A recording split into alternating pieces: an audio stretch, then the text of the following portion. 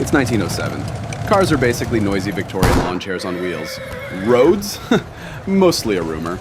And yet the French newspaper Le Matin decides to prove a point. They announce a challenge. What needs to be proved today is that as long as a man has a car, he can do anything and go anywhere. Is there anyone who will undertake to travel this summer from Peking to Paris by automobile? And thus the gauntlet had been thrown. The 1907 Peking to Paris race to the future was born. In an era filled with endurance competitions, this would be the most ambitious. This wasn't some cozy European rally. The planned route? Start in Peking, head through Mongolia into the Gobi Desert, cross Siberia, cut across the endless Russian steppe, then through Moscow, across Europe, and finally into Paris. That's about 8,000 miles, with no gas stations, no auto zones, and no actual roads for most of the way. 40 people said, "Sure, sounds fun." But when race day came, only 5 ambitious teams showed up. First, the Itala from Italy, featuring the nobleman Prince Scipione Borghese, his chauffeur Ettore Guizzardi, and journalist Luigi Barzini. Then, the Spiker from the Netherlands, with Charles Godard and Jean Dutailly, the 3-wheeled Cantal cycle car from France, driven by Auguste Pons, and 2 de Dion Boutons, also from France, piloted by Georges Cormier and Victor Collignon. Every team had a journalist on board, ready to telegraph updates home from whatever dusty outpost still had a working wire, essentially the early 20th century equivalent of live streaming. The Chinese had initially been reluctant to allow the event to take place due to suspicions that the whole thing was a Western ruse to bring about the downfall of the Chinese railway company. Diplomatic pressure ensued and the proceedings were allowed to go on. Finally, race day! June 10th, 1907, the cars are lined up at the French embassy in Peking. Chinese soldiers are keeping order, crowds are out, and some of them have never seen a car before. They're mesmerized by these strange new machines. As soon as the race began, the teams headed northwest toward Mongolia. Right away, they hit dirt tracks and rickety bridges. The Itala tore ahead, eating up the rough ground. The Spiker followed. The cycle car struggled. The de Dions just tried to keep the wheels on. Now, fueling was a logistical nightmare. You couldn't exactly stop at a gas station. The solution? Before the race, camels were sent ahead of the cars, loaded with barrels of fuel and oil, following the telegraph route across the desert. The camels would drop the supplies at checkpoints so the racers could refuel before pressing on. Picture this, a camel caravan carrying petrol across the Gobi, because that was faster than relying on anything with wheels. Mongolia was stunning and merciless. Perilous cliff edges in the mountains followed by the scorching Gobi Desert. The desert baked them at 122 degrees Fahrenheit in the day, then froze them at night. There were no roads, just faint tracks in the sand if you were lucky. Sandstorms could appear out of nowhere, and they blinded both the drivers and the engines.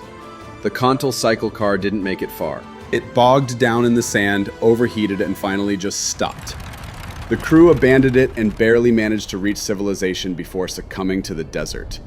That car is still out there somewhere, buried under a century of sand. Game on, treasure hunters! Borghese and his Itala handled the terrain with style. Prior to the race, he had already begun to pick up some notoriety as an adventurer and explorer. Although the event wasn't really advertised as a race at first, Borghese was in it to win it.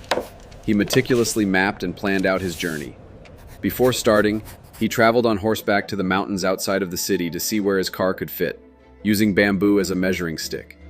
He had planks bolted to the sides, which could be pulled off to act as ramps when crossing rivers or trenches. And all 4 wheels used the same size tire, so spares were interchangeable. While the other teams were fighting the elements and each other, Borghese was executing a plan. Fuel dumps were waiting where they should be. Parts were exactly where he expected them.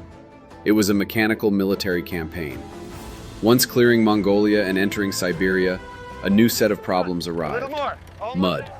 Endless, sticky, car-swallowing mud. Swarms of mosquitoes thick enough to coat your face, and whatever else the Russian wasteland could throw at you. Siberia also brought some of the most treacherous river crossings. Bridges were barely wide enough for a cart, and some collapsed outright. If a bridge looked too risky, Borghese's crew would drive the car down to the riverbank, set up those side planks, and roll the car onto a barge or raft to get across. And then came the Flex heard around the world. By the time the Itala reached central Russia, Borghese was so far ahead that he decided to make a little detour. Not a quick stop, not a scenic drive.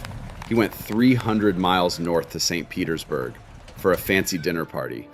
Stayed the night, mingled with Russian high society, probably had caviar. Meanwhile, Charles Goddard in the Spiker was, well, a man of creative resource management, aka a con man. Goddard was a circus ground worker in Paris when he spotted Le Matin just floating in the wind. The newspaper's challenge inspired the Frenchman, who at the time had no clue how to operate a motor vehicle. Despite this, he managed to convince the Dutch firm Spiker to let him borrow a car, as well as the Dutch consulate to loan him 5,000 francs. He promised he'd pay back both after he won. The man had serious charm. On the ship to China, he played piano in the lounge to raise money, because he'd already run out of cash before the starting line. Once the race began, Goddard became an expert at extreme begging. If he ran out of fuel, he'd knock on random villagers' doors, smile, and talk them out of their kerosene or lamp oil. He fixed breakdowns with whatever junk he could find, sometimes other people's junk. At one point, he famously plugged a hole in his rear axle with raw bacon. Gotta work with what you've got. During the trek in Siberia, Goddard's magneto gave out. Having sold off all of his spare parts, the car had to be shipped all the way to the only place in Siberia that could rewind a magneto. Then, because the race rules said no cheating with trains, he had to ship the car back to the exact spot where it broke down, or so he claimed. What followed was a grueling, non-stop game of catch-up in order to make up for lost time. After this marathon session, which included a 29-hour straight stretch, he caught up with the pack in Kazan.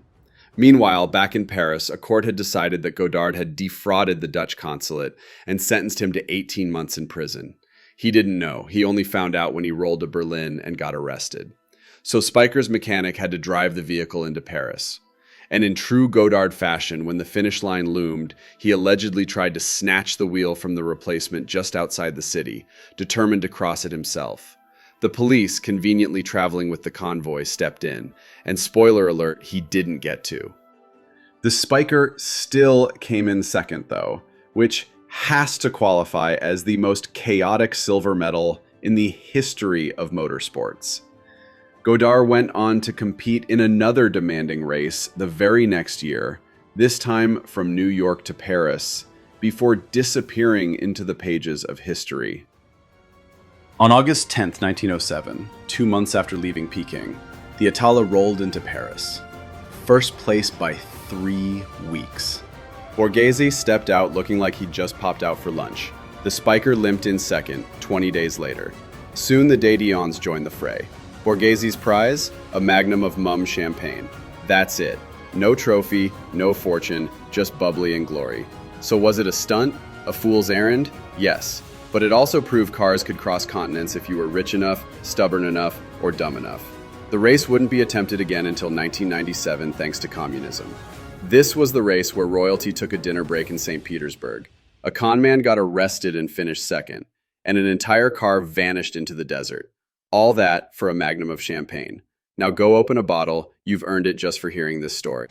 Thanks for watching. Please like and subscribe.